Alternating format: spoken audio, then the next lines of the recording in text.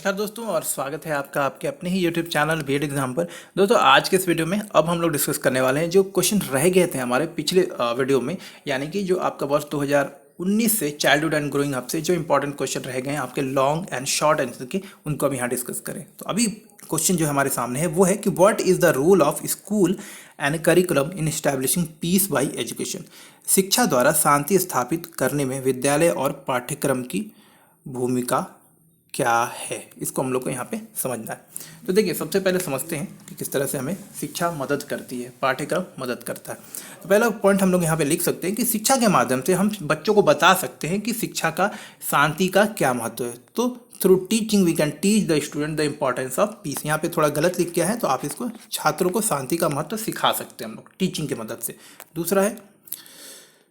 हम अब अपनी क्लासरूम में स्कूल के स्तर पे हम लोग क्या कर सकते हैं, अपने क्लासरूम को भी हम लोग ये डिक्लेयर कर सकते हैं, निर्धारित कर सकते हैं, घोषित कर सकते हैं कि ये देखिए ये क्लासरूम जो है बिल्कुल भी आपका जो है शांति क्षेत्र है। यहाँ पे कोई लड़ाई झगड़ा, कोई गाली गलौज या कोई भी इस तरह की हरकत नहीं करनी है जो कि क्लास में शांति की व्यवस्था को बिगाड़े और अशांति लेकर आए। तो आप अपने क्लास में इस तरह का वातावरण धीरे धीरे बनाकर बच्चों को इसका महत्व समझा सकते हैं। तो हम क्या कर सकते हैं, अपनी कक्षा को शांति क्षेत्र घोषित कर सकते हैं। किसी भी तरह की मारपीट बर्दाश्त ना करें एक शिक्षक के रूप में, और वर्ष की शुरुआत में नियम निर्धारित कर दें। मतलब क्लास स्टार्ट होने से पहले, कोई नया क्लास स्टार्ट होने से पहले, कोई नया टॉपिक स्टार्ट करने से पहले, क्लास स्टार्ट करने बच्चों को समझाएं कि भाई पीस का क्या महत्व है, किस तरह से हमें ये निर्धारित करना है कि क्लास में कोई ऐसी हरकत ना हो, कोई ऐसी चीज़ें ना हो जो कि क्लास की शांति व्यवस्था को भंग करे। इससे धीरे धीरे बच्चे क्या होंगे, शांति के महत्व को और शांति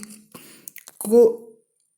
अपनाने के, यानी शांति की जो भावना है उसके महत्व को अपनाने में, उसको बनाए रखने के लिए जो क्या आवश्यक कौशल है वो भी बच्चे धीरे धीरे सीखते हैं।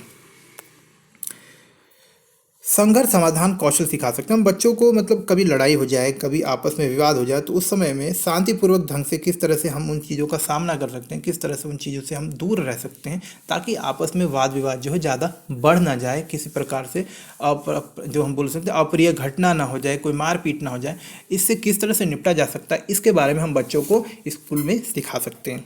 जैसे इसके लिए हम बहुत सारे ऐसे काम कर सकते हैं, जैसे हम बच्चों के द्वारा रोल प्ले करवा सकते हैं। रोल प्ले में हम बच्चों को शुरुआत में ऐसे ऐसे रोल दे सकते हैं, अलग अलग परिस्थितियां दे सकते हैं जहां पर बच्चे आपस में एक दूसरे को संघर्ष के दौरान, यानी कि लड़ाई झगड़े के दौरान, मन मुटाव के दौरान, वाद विवाद के दौरान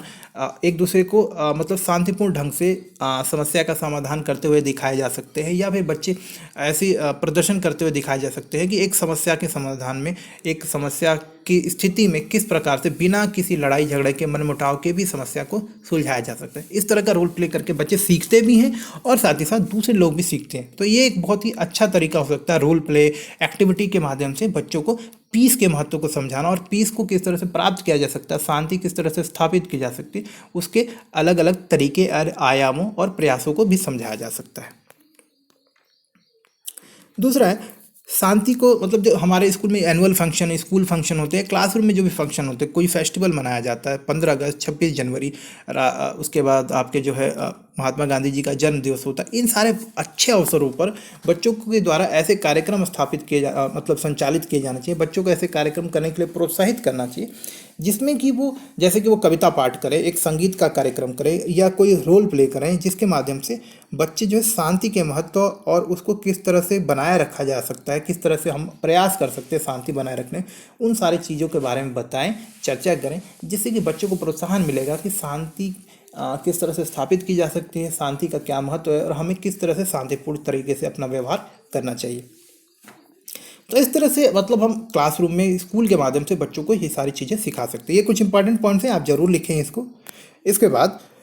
उम्र के अनुसार देखिए, अब हर एक उम्र में शांति शिक्षा का अलग अलग तरीका होता है। जैसे छोटे बच्चे होते हैं तो उनको हम सिर्फ ये सिखाते हैं कि आपस में ना लड़े। बच्चे जैसे उम्र में बड़े होते हैं तो हम उन्हें सिखा सकते हैं कि वो कौन से तरीके हैं जिनसे कि हम शांतिपूर्ण तरीके से अपना व्यवहार कर सकते हैं। कभी कोई ऐसी स्थिति आ जाए जब संघर्ष की स्थिति आ जाए, दो लोगों के बीच में टकराव हो जाए, दो लोगों के बीच में मनमुटाव हो जाए, ऐसी स्थिति में भी हम किस तरह से अपने इमोशंस के ऊपर नियंत्रण करके जो है लड़ाई की घटना और कोई अप्रिय घटना, मारपीट की घटना, इन सभी चीज़ों से अपने आप को बचा सकते हैं। तो जैसे जैसे बच्चों की उम्र बढ़ती है उनको हम लोग जो है शांति शिक्षा के जो अलग अलग आयाम हो से उनसे परिचित करा सकते हैं, उसको किस तरह से प्राप्त किया जा सकता है, किस प्रकार से हम शांति व्यवस्था बनाए रखने में अपना योगदान कर सकते हैं, इन सारी चीज़ों के बारे में हम बच्चों को सिखा सकते हैं यहाँ पर।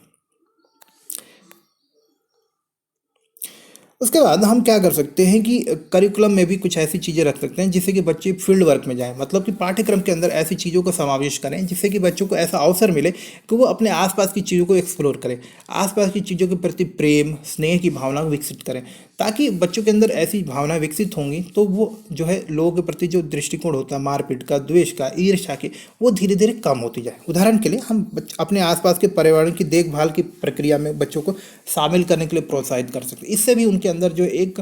एक आप बोल सकते हैं धैर्य की भावना का विकसित होगा, उनके अंदर एक प्रेम और स्नेह की भावना का विकसित होता है, जिससे कि बच्चे क्या करते हैं इस चीज़ों को सीख पाते हैं कि किस प्रकार से हम जो है जब यही स्थिति किसी दूसरे साथी के साथ, दूसरे मनुष्य के साथ हो, तो हम किस प्रकार से धैर्यपूर्ण तरीके से प्रेम और स्नेह के साथ उसके साथ भी व्यवहार करें।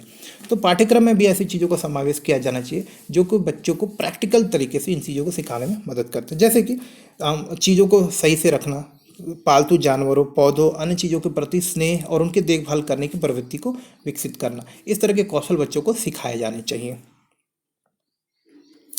अब देखिए हम बहुत सारी चीज़ें भी पढ़ते हैं, तो भूगोल, इतिहास व अन्य संस्कृतियों का अध्ययन कराया जाना चाहिए बच्चों को। जी हाँ दोस्तों, और जब इन विषयों का अध्ययन कराया जाए तो इस समय अध्ययन कराते वक्त हम बच्चों को जो विभिन्न परंपराएं हैं, रीति रिवाज हैं, मान्यता हैं, उनसे परिचित कराया जाना चाहिए ताकि लोग समझ पाएँ कि जो लोग हमसे भिन्न दिखते हैं वो भी हमारी तरह ही होते हैं, बस भाषा परंपराओं का अंतर होता है। तो उन परंपराओं और रीति रिवाजों को जब हम बेहतर तरीके से समझ पाएंगे तो सामने वाले को हम बेहतर तरीके से देख पाएंगे, उसके प्रति हमारा जो दृष्टिकोण है वो बदलता है। और जब भाषा के अंतर पे, रीति रिवाजों के कारण जो कोई संघर्ष या कोई मनमुटाव होता है, वो जो आगे होने वाले हैं उसको हम कहीं ना कहीं रोक सकते हैं, उसको कहीं ना कहीं कंट्रोल कर सकते हैं। तो विविधता के बारे में, दूसरे के रीति रिवाजों के बारे में जितना ज़्यादा हम शिक्षा के माध्यम से समझते हैं उतना ज़्यादा दूसरे के प्रति सम्मान की भावना, दूसरे के प्रति प्रेम और समझ की भावना विकसित होती है, जो कि आगे चलकर कभी ना कहीं संघर्ष की स्थिति में, लड़ाई झगड़े की स्थिति में, मनमुटाव की स्थिति में, कोई वाद विवाद की स्थिति में हमें दूसरे की भावनाओं को समझने में मदद करती है और ऐसी स्थिति को, विपरीत और बुरी स्थिति को हटाने में, दूर करने में मदद करती है। हम वैसे महानुभूतियों, शिक्षा दूतों के बारे में बता सकते हैं जैसे कि महात्मा गांधी, रविन्द्रनाथ टैगोर, नेल्सन मंडेला। इसके अलावा ऐसे बहुत सारे लोग हैं जिन्होंने शांति स्थापित करने के लिए, शांति किस तरह से स्थापित, शांति के लिए उन्होंने हमें मार्ग दिया है, हमारे लिए टीचिंग्स दी हैं, हमको सिखाया है कि शांति किस तरह स्थापित की जा सकती है, किस तरह से शांति एक संसार के समग्र विकास के लिए, किसी भी समाज के विकास के लिए, एक व्यक्ति के विकास के लिए जरूरी है। किस तरह से शांति के माध्यम से भी हम वो सारे काम कर सकते हैं जो कि हम किसी अन्य साधन से करते हैं या आंदोलन से या आक्रोशित होकर करते हैं। शांति का एक सुखी और सफल जीवन में क्या महत्व है, इन सारी चीज़ों को हम समझा सकते हैं। तो ये जो बड़े बड़े विभूतियाँ होती हैं, जो महान लोग होते हैं, उनके जीवन के बारे में बताएं, उन्होंने किस प्रकार शांति का प्रयोग करके दूसरे के जीवन को प्रभावित किया है, किस प्रकार शांति स्थापित करने की प्रक्रिया जो है इतनी महत्वपूर्ण होती है कि वो राष्ट्र की स्थिति को बदल देती है। इन सारी चीज़ों को हमको समझाना पड़ेगा। तो ये सारे काम हम करके इन सारे महान विभूतियों के बारे में बताकर बच्चों को प्रेरित कर सकते हैं कि आप भी इस राह पर चलें, शांति की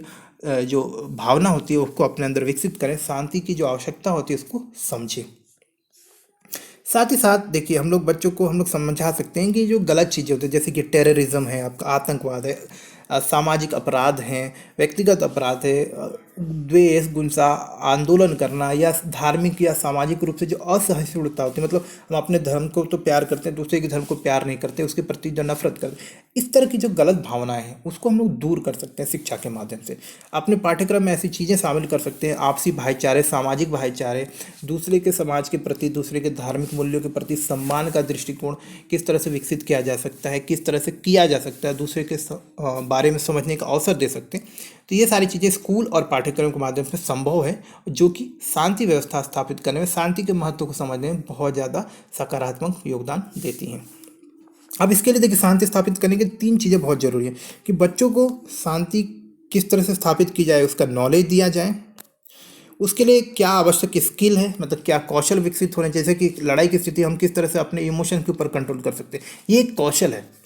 शांति क्या है, किस तरह से स्थापित की जा सकती है, ये नॉलेज है। और एटीट्यूड और ऐसे आवश्यक बदलाव भी, जो कि अगर हम हमारा दृष्टिकोण ही बदल जाए कि हम लोग भाई जिन चीज़ों के ऊपर अभी आपस में वाद विवाद कर रहे हैं, मन मुटाव है, अगर उन सारी चीज़ों के बारे में हम सोचना ही बदल दें, हम उसके प्रति जो सोच है उसको बदल दें, तो कहीं ना कहीं हम ऐसी स्थिति से ही दूर हो जाएंगे जो कि हमारे लिए संघर्ष का कारण बनती है, जो अहिंसा मतलब जो हिंसा का कारण बनती है। तो हम ये सारी चीज़ें बढ़ा सकते हैं, बच्चों को पीस के बारे में समझा सकते हैं।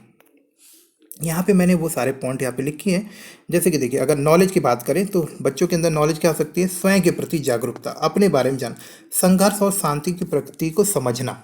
संकल्प के साथ संघर्ष और अहिंसक पहचान की क्षमता। यहाँ पे जो मैंने पॉइंट लिखे हैं, इनमें से जो भी आपको अच्छे पॉइंट होंगे 2 से 3 पॉइंट लिखते हुए अपने आंसर को आप पूरा करें। सांस्कृतिक विरासत के बारे में जागरूकता, पूर्वाग्रह की मान्यता, मतलब कोई अवधारणा के अंतर्गत आप कोई काम ना करें, इस तरह की चीज़ें, ये नॉलेज हमको बच्चों को देने हैं। अब देखते हैं कौशल क्या सिखाना है भाई? सहयोग, पुष्टि, आलोचनात्मक सोच, मतलब एक दूसरे के प्रति भाईचारे की भावना को किस तरह से बढ़ाया जा सकता है, दूसरे को सम्मान कैसे कर सकते हैं, किस तरह से जो समाज में रूढ़िवादी सोच है दूसरे के प्रति, किसी धर्म के प्रति, किसी समुदाय के प्रति, उसको तोड़ना है। तो ये कौशल विकसित करना है कि कैसे आप कर सकते हैं, दूसरे की भावनाओं को किस तरह सम्मान कर सकते हैं, दूसरे को हम किस तरह से प्यार कर सकते हैं, दूसरे की किस तरह से हम लोग हेल्प कर सकते हैं, इस तरह के स्किल डेवलप करने हैं। और इसके अलावा दृष्टिकोण में आत्मसम्मान, सकारात्मक आत्म छवि, मजबूत आत्म अवधारणा, इस तरह की जो चीज़ें हैं, सहिष्णु बने, मतलब दूसरे को स्वीकार करें और मतभेदों का सम्मान करें। अगर कोई व्यक्ति हमारे जैसा नहीं है, इसका मतलब ये नहीं कि वो अलग है या गलत है। इस तरह की भावना को विकसित किया जाए। सामाजिक उत्तरदायित्व, अब सामाजिक रिस्पॉन्सिबिलिटी समझना है कि समाज में जो हिंसा है उसको दूर करने में, शांति स्थापित करने में हमारी एक जिम्मेदारी होती है, उसको समझना पड़ेगा। न्याय और समानता की भावना को विकसित करना, मतलब लोगों के अंदर न्याय, लॉ और जस्टिस का इम्पोर्टेंस शांति के लिए क्यों आवश्यक है, इसको समझाना पड़ेगा और खुद भी समझना पड़ेगा।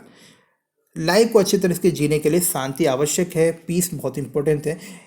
तो ये एक महत्वपूर्ण चीज़, इसको भी हमें समझना पड़ेगा। तो ये सारी चीज़ें शिक्षा के माध्यम से और पाठ्यक्रम के माध्यम से हम बच्चों को समझा सकते हैं। तो उम्मीद करता हूँ ये सारे पॉइंट्स आपको क्लियर हो होंगे। इन सारे पॉइंट्स के नोट्स आपको जो है डिस्क्रिप्शन में मिल जाएगा, तो प्लीज़ डिस्क्रिप्शन को डाउनलोड कर लें। और अगर कोई डाउट हो तो आप कमेंट करके मुझे बता भी सकते हैं। तो मिलते हैं आगे एक और इम्पॉर्टेंट वीडियो के साथ में, तब तक के लिए नमस्कार और धन्यवाद।